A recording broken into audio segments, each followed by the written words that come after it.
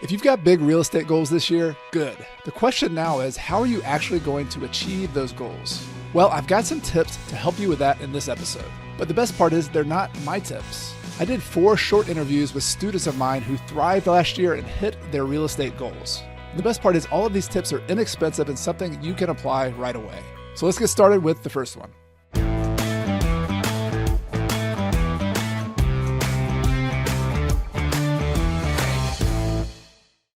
A lesson that I've learned in 2024 is to take action.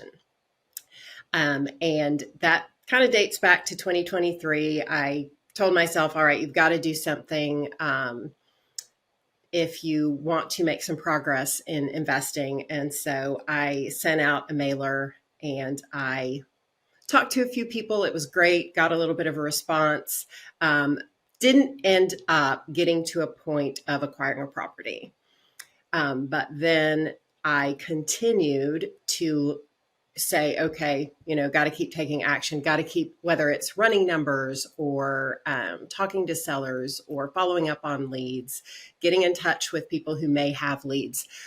I continued to take action in 2024, and that did lead me to a great place this year. Do you want to tell me more about that? Do you have an interest? I love the story. I think I know the story. Yeah. So I'll start off, and it kind of ties into actually a second lesson that I've learned, but it's scary when you decide to take action. You are, like in my case with this mailer, I was going to be spending money and I did not know what the result was going to be. I didn't know if anybody was going to care about the mailer that I sent. But I got responses. I got on the phone. I started meeting people, talking to them about their properties. And so those steps of taking action made a difference, so that come 2024, there was a gentleman who had held on to my mailer for a year. And he contacted me. And because I had been making progress and taking action, I didn't just ignore the call or think, oh, it's just going to be another one that falls flat. I went ahead and went on the appointment, and he showed me the property, and we kind of moved along at the appropriate pace. I kind of let him lead the pace on that. So we met, we looked at the property, then we met again, and we talked about some details of what it would look like for me to purchase the property. And so eventually we were able to come to a conclusion with that, which actually ties in to a next point. If you'd like me to, I'll head into that one. So I'm taking action, right? So then the second lesson that I've learned, and I'm still learning in 2024, will take into 2025, but is to stay consistent.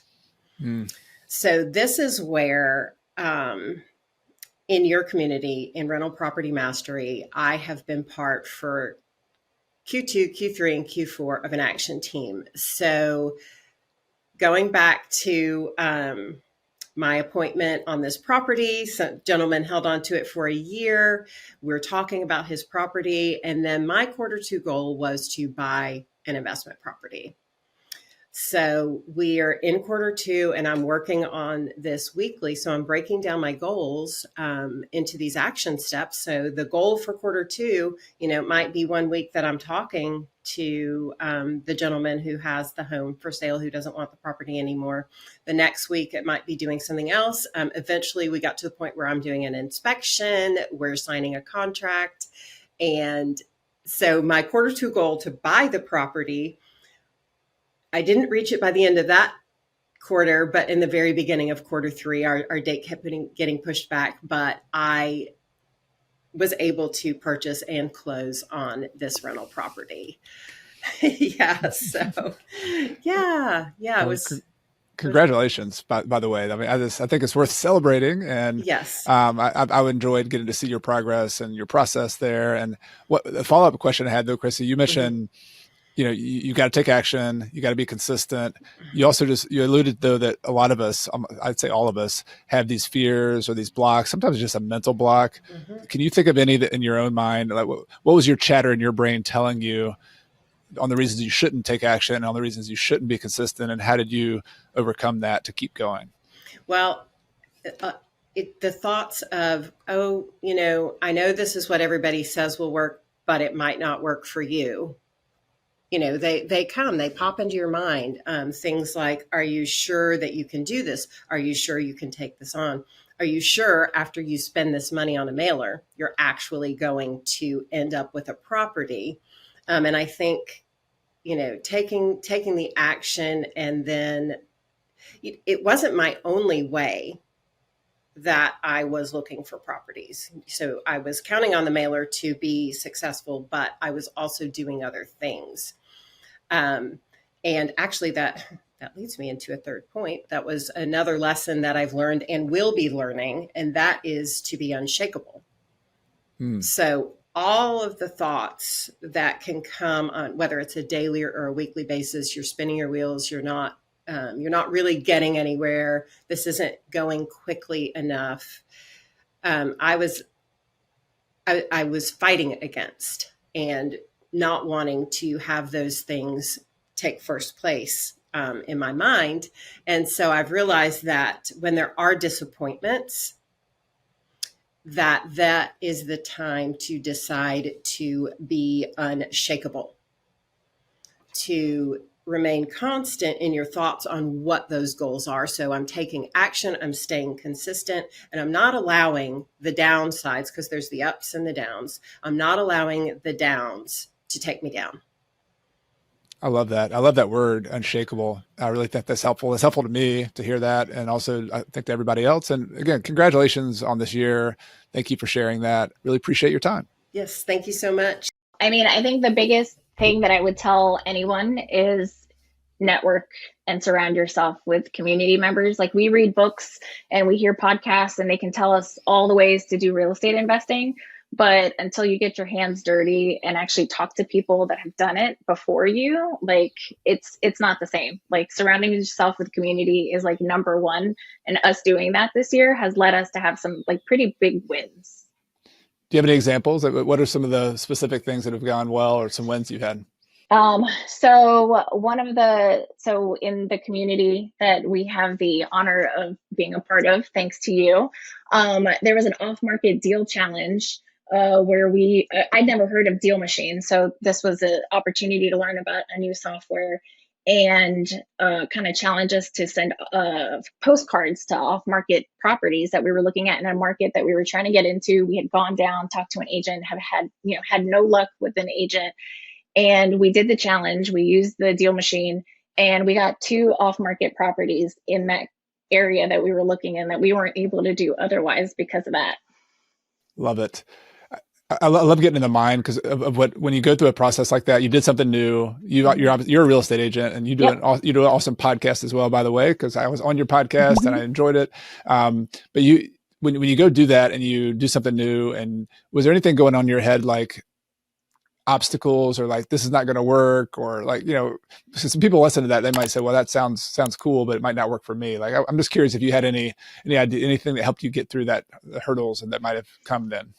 Yeah, I think it was hearing other people that have used the technique, but then just getting someone else to break it down. I tend to suffer from analysis paralysis, and even going into a platform like Deal Machine, you have 1,000 different options for ways to slice and dice the data.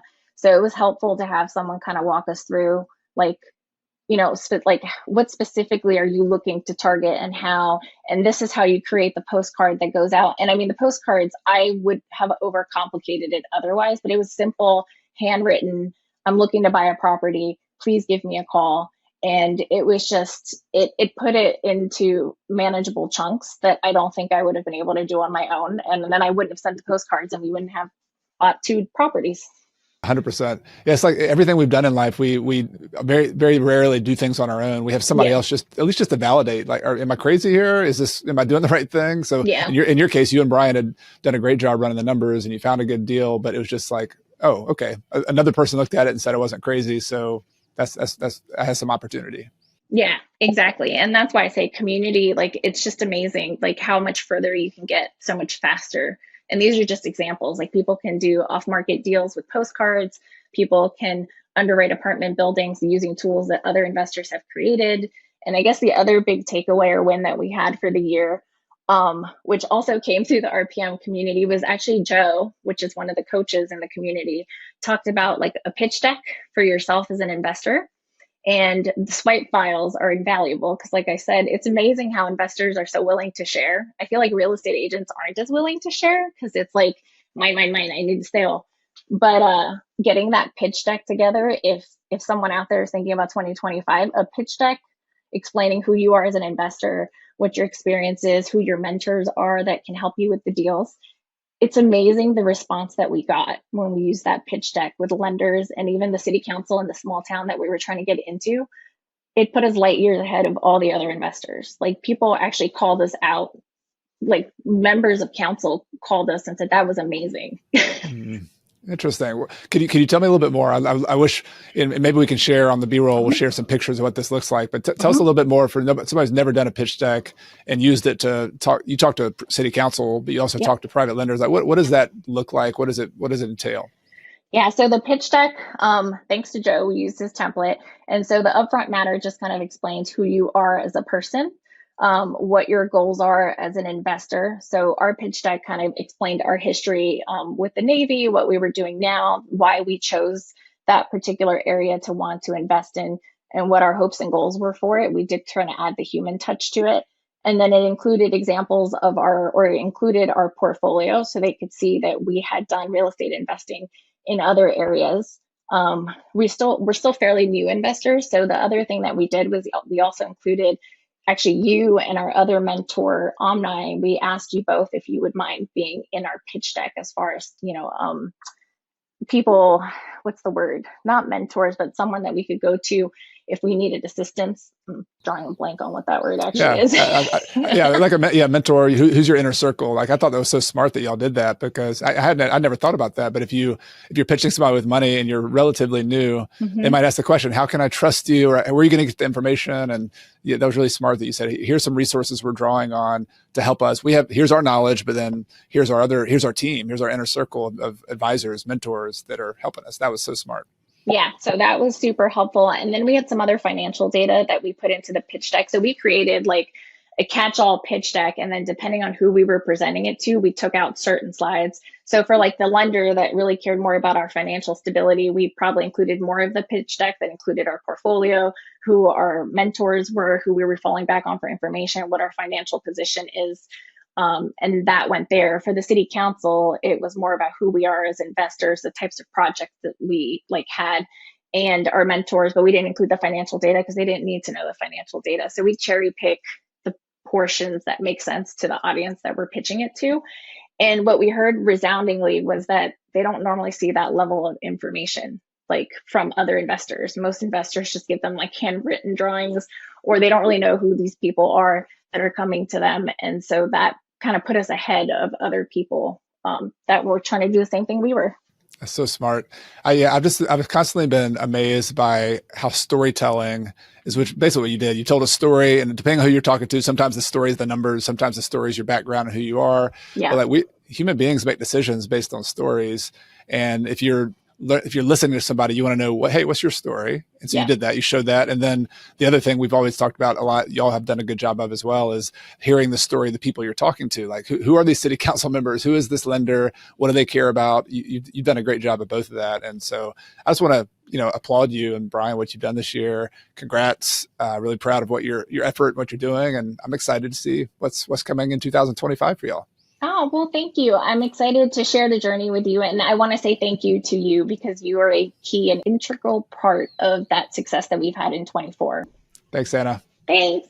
Real quick, if you want personal help from me to achieve financial freedom with rentals, just like the people in this episode, go to coachcarson.com/mastery. It's my private community of intermediate and advanced rental investors. I coach people one-on-one weekly. We have accountability groups, and you get all of my courses and live training. So if you do join, reach out to me and we'll have our one-on-one conversation soon so I can start helping you.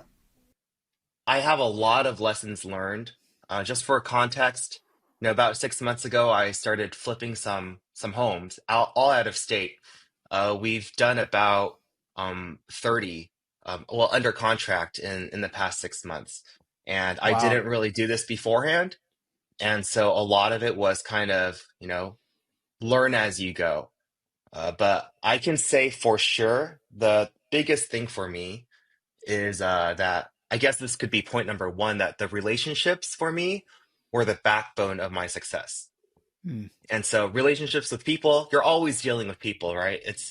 It could be your team members, like let's say your property manager or your contractor, your handyman, even like your Lowe's or Home Depot supplier, right? Yep. The wholesalers that you talk to, the lenders, the tenants, etc. Right? If people like you, they're more willing to work with you. And if they really like you, they'll be committed to your success and they'll bend over backwards to make sure that you have what you need. Hmm. And they're like, so many times I found them as my extensions of like my arms and my legs. I'm based in California. I'm investing in Tulsa. There's so much I can't do, but I'm finding because of these relationships that my reach is extended so much further, right? Then then this is one of those ideas I just want to repeat it because it sounds so simple that I think people, myself included, some it can go you can kind of let it pass by that it's almost cliche. This is a relationship business, but what I heard you say is that it sounds so simple, but it's like the most profound thing is that if you have people like you, if they enjoy being with you, if they see you as a person they want to connect with, that basically is the starting point for everything else. And what I wonder is like, as simple as that sounds, like, do you have a story or an example where like how you make that happen? How do you do that? Like, is it just being a normal person? Is there any strategy to this, or maybe do you have an example of that? Right. So 6 months ago, I connected with a wholesaler. Didn't really know what a wholesaler was, right?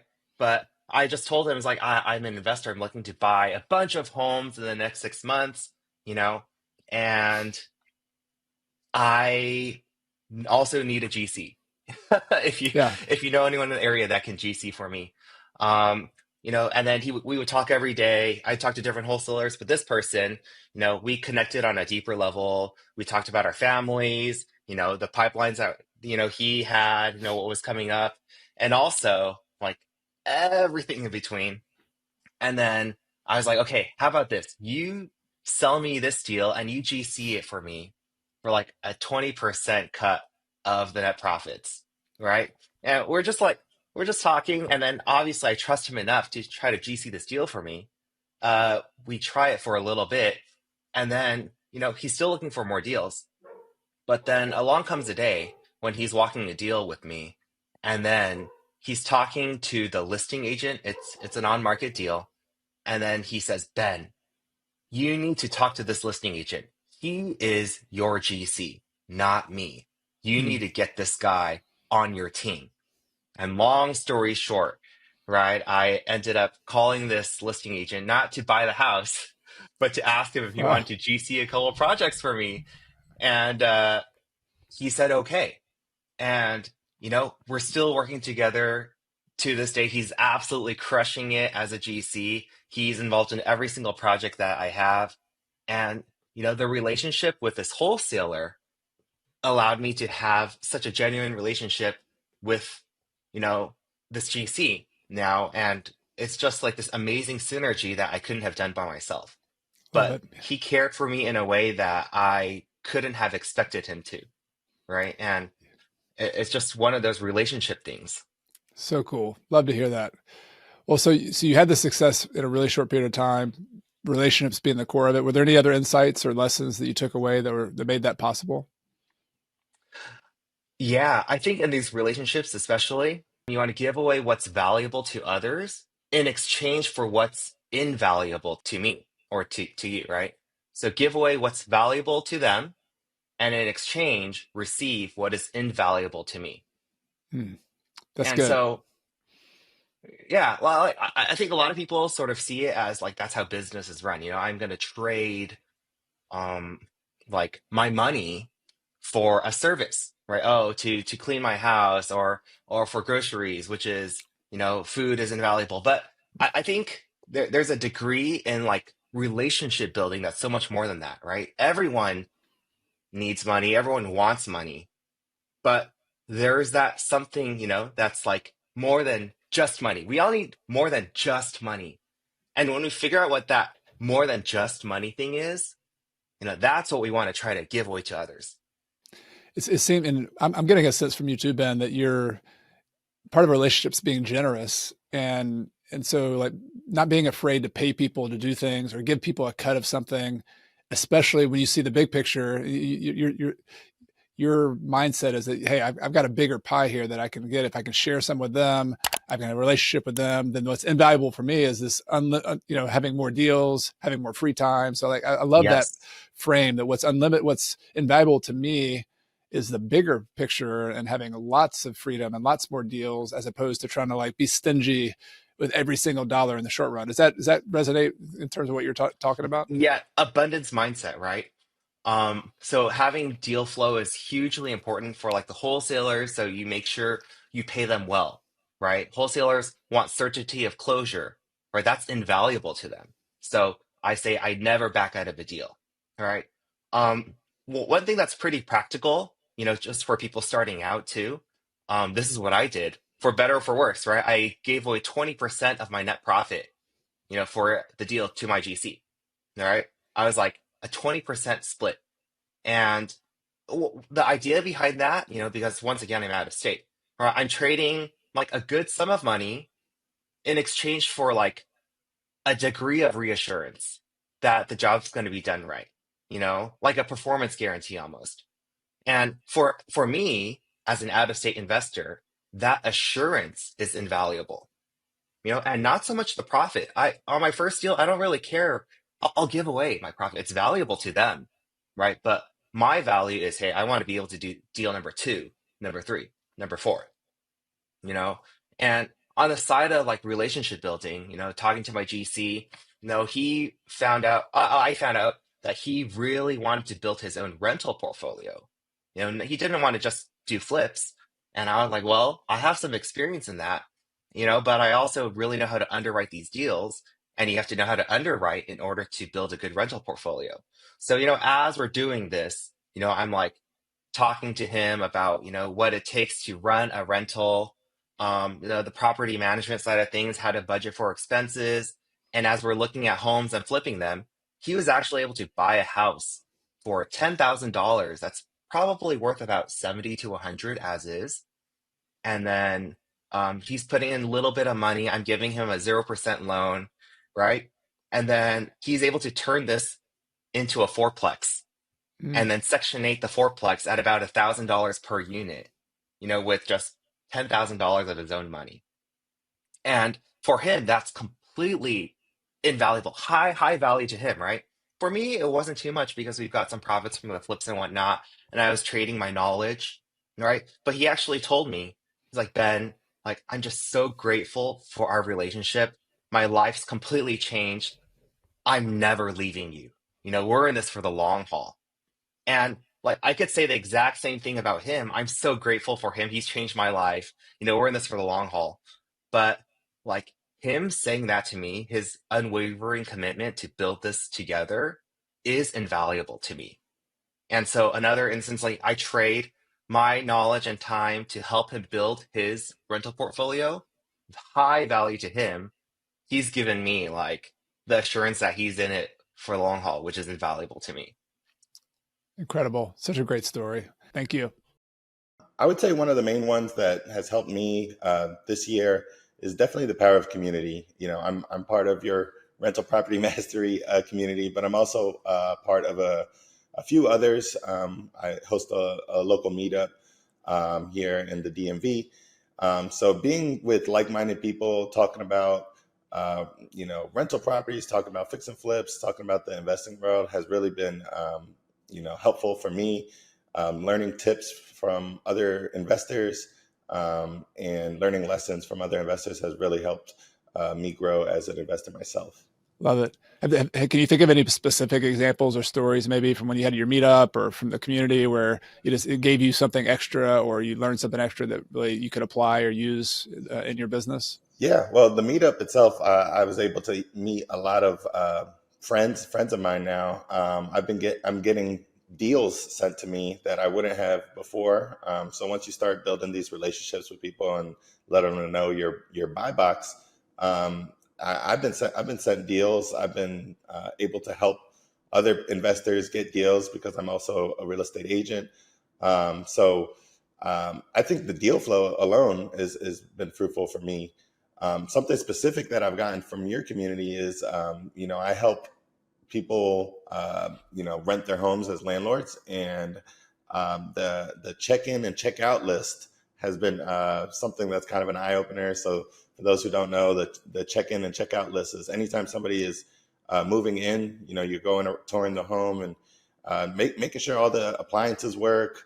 And then when they move out, you have this checklist that, these tenants can see. And that way, there's no, hiccups down the road for move in and move out. So that alone has helped me for sure.